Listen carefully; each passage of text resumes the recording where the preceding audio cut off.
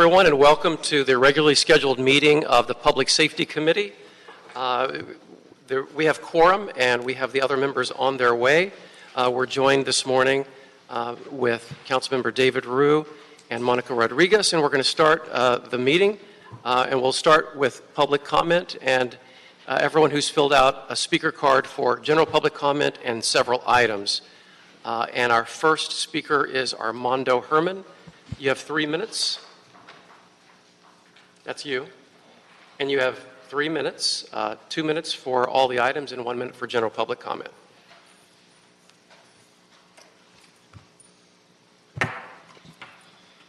So on item 6, ladies and gentlemen of Los Angeles, we have a police supplement account going on the fourth quarter. And this is dealing with the report of October through December 2017. As you know, we have one of our police commissioners here, Mr. Teefank, for the record. And Mr. Teefank and I are well aware that the report reflects a negative declaration of how the city police run and spend money in addition to a balance. As you see, the sheriff department has gone beyond what they call overtime, but I'll let Mr. Previn speak about that for the record. But in dealing with what makes unconstitutional arrest in the city ordinance is how the police commission's report relative supplement police account. And why do I say that? Because it is for the reason that at MacArthur Grant Award for the amount of $100,000, we have a neighborhood justice program.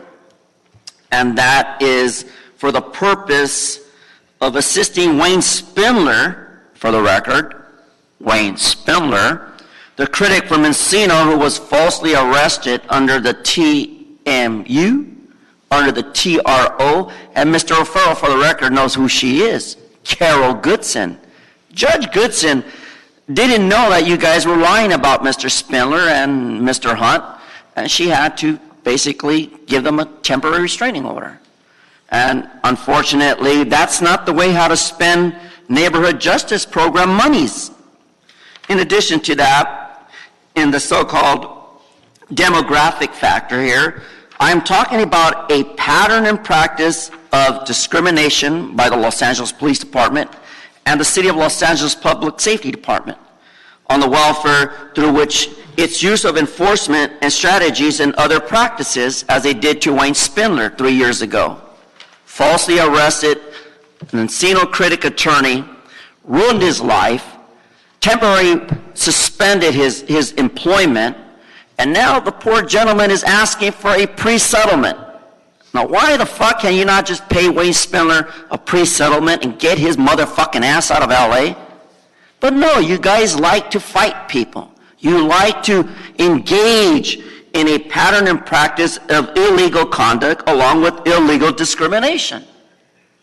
Simply because under the 14th Amendment, our due process is to stand here and point out the failing of this city and our mayor, Eric Garcetti.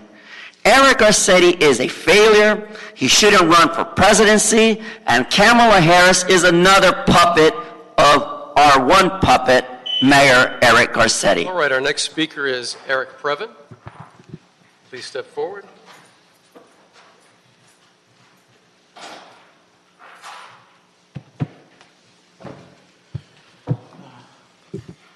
Thank you and good morning. Good morning. It is Eric Previn from CD2, and disclosure, I'm running for county supervisor.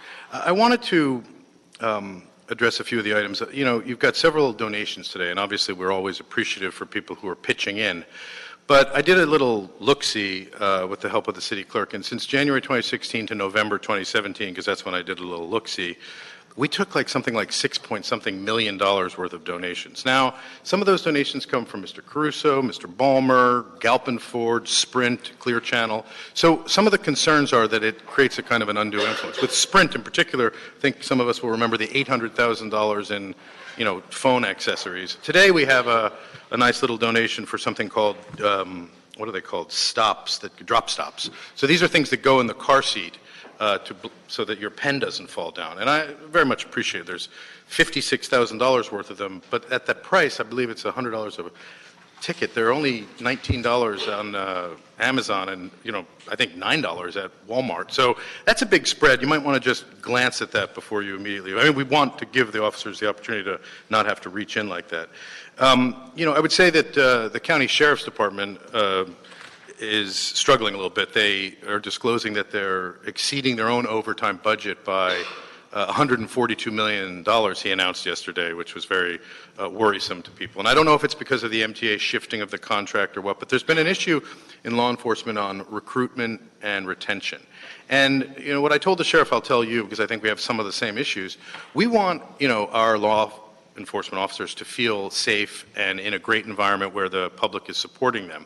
And I think that happens when there's a clear set of rules and policies. And as I asked the sheriff, as an example, we had a lawsuit over there, Rosas case, where because of health concerns in custody, they needed to have a little federal oversight. So they agreed to clean up the manual so that everybody's clear about the appropriate and cool procedures, but now they won't make that available. So this is obviously a big disconnect. And I think that young people who will respond to a social media campaign, they're trying to hire a consultant to get the word out, you can be a good county sheriff, until we fix some of those systemic issues, it's going to be hard to have smart, cool, young people opt in. And I think we all want that. I want that. So, I know you got the traffic citation manual on there today as well. And, there's a bunch of little items that are the Winchester ammunition. I would just simply say this. To take donations for ammo is interesting. I would discuss that with some of the leading lights in that area, like Krikorian and Mike Fuhr, because I don't know if it, puts us in an awkward situation or not. I mean, is it just about getting free ammo from Winchester, or is there some other reason to do that? Because we assume we have a budget for that. I don't know. Thank you. Thank you, Mr. Previn. Is there a Fabian in the room? I didn't think so. Is there a Shanika Brown in the room? Not here. And I don't see Wayne Spindler. Someone fill out a comment card for Wayne Spindler, and Wayne Spindler is not here. So that completes the speakers for today. We're now closed for anyone who might walk in and fill out a speaker card at this point. And colleagues, we have items 1 through 9, the entire agenda this morning. We're moving for them to go on consent. Items 1 through 9. Are there any objections? No objections. And we have a second from Ms. Rodriguez. That shall be the order. Items 1 through 9 on consent, and that completes the hearing. Thank you.